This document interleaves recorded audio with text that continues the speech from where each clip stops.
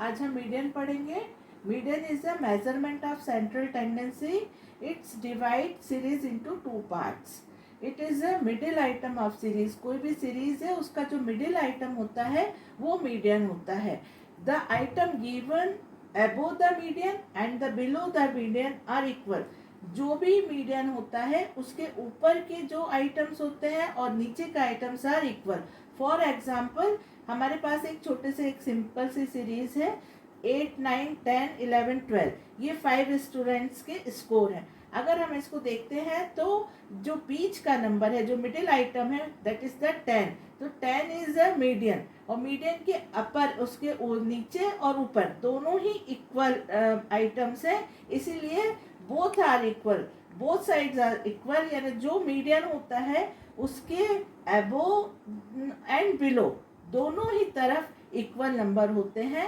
Median is the average of series, क्योंकि ये जो मीडियन है ये मेजरमेंट ऑफ सेंट्रल टेंडेंसी है और central tendency is the average of science, यानी सीरीज का एवरेज पार्ट जिसमें मीन मीडियन मोड तीनों आते हैं, इसीलिए इसको कहा जाता है ये एवरेज ऑफ सीरीज।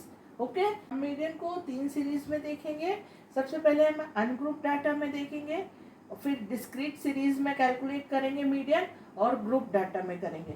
सभी में हमें एक बात ध्यान में रखनी है कि जब भी मीडियन कैलकुलेट किया जाता है फर्स्ट उसको हमें अरेंज करना पड़ता है। मीडियन को हम जब भी कैलकुलेट करते हैं किसी भी सीरीज में तो first we arrange the data.